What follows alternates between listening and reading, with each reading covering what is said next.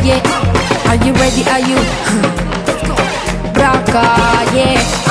Let's go code matter.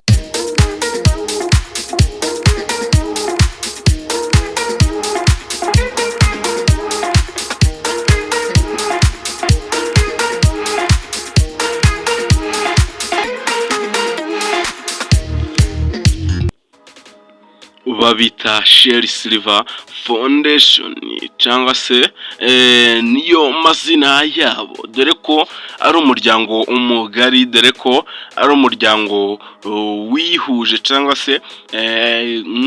ubahagarariye. Navuga ko ari we manager wabo yabashije kuba yagira igitekerezo, aravuga ati se ko hari abana hano hanze bafite impano nyinshi zigiye zitandukanye, ati ni gute nshobora kuba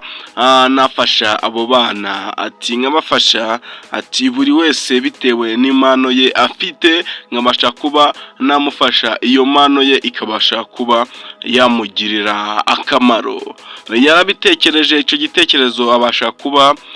yagishira mu bikorwa, abasha kuba yatekereza izina ashobora kuba yakita iyo gurupe ye, ayita Sheri Silver, Sheri Silver Foundation, dore ko ubu bamamagaye bageze ku rwego mpuzamahanga cyangwa se ku rwego rushimishije, dore ko ahenshi cyangwa se ibitaramo bagenda babyitabira, dore ko ubwo Davido yaraherutse mu Rwanda, dore ko babashije kuba baperforminga, Davido arabishimira cyane, kandi dore ko nta muntu utabishimira, dore ko ari abana babyina neza, baseka, bafite ikinyabupfura cyinshi, dore ko iri tsinda rya Sheri Silver Foundation babashije kuba batwara ibihembo byinshi bigiye bitandukanye, dore ko batwaye ibihembo bimwe na bimwe by'aba cyangwa se by'itsinda ryabashije kuba ryazamura abantu benshi b'abana bagiye batandukanye, bakabasha kuba bagaragaza impano zabo, bityo bikabasha kuba byabateza imbere, ndetse bakabasha kuba bakiga neza, bakabaho neza mu buzima busanzwe, dore ko aba bana ubwo bari muri performance, Davido yabashije kuba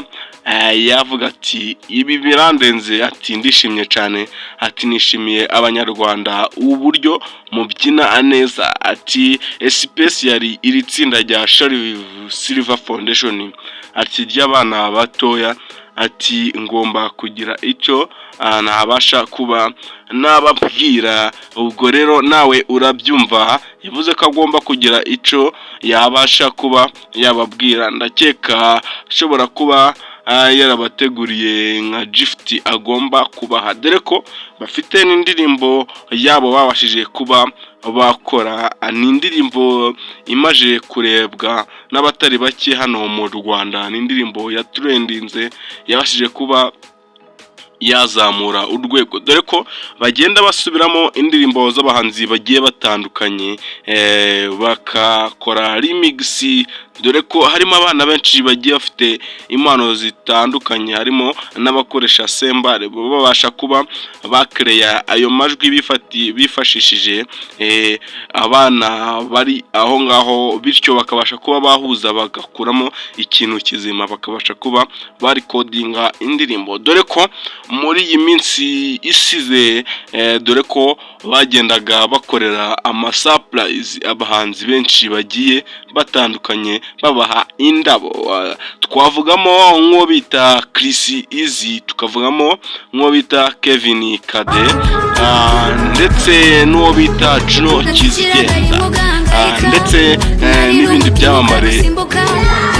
bigiye bitandukanye, babashije kuba babikora kandi bikagenda neza, dore ko ari abana ureba ukavuga ati, dore ko mu minsi mike Sheri Silver Foundation yabashije kuba yatangaza ko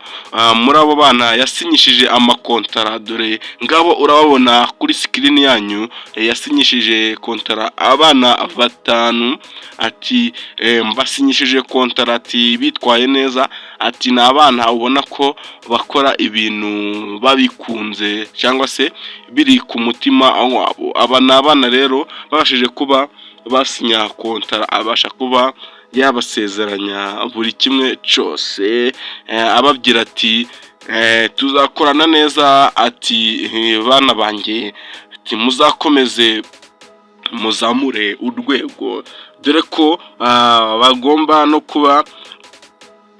babatembereza ahantu henshi yagiye hatandukanye.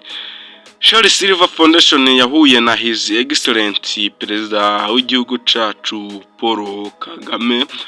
yashije kuba yahura nawe ubwo yari yibarutse abana babiri cyangwa se impanga ebyiri, abasha kuba yamubwira ati komerezaho, uwo mutima wa kimuntu ufite tuzawukomezanye, ati kandi ukomeze ufashe n'abo bana. Rero nshuti bakomeje kubana muri kiganiro nk'uko nimba utarakora subscribe yikore kugira ngo ibintu biganiro byiza tuzatubagezaho bizobageraho ku gihe. Mwari kumwe na Benjamin, ndabashimiye, Imana ibarinde, ciao ciao.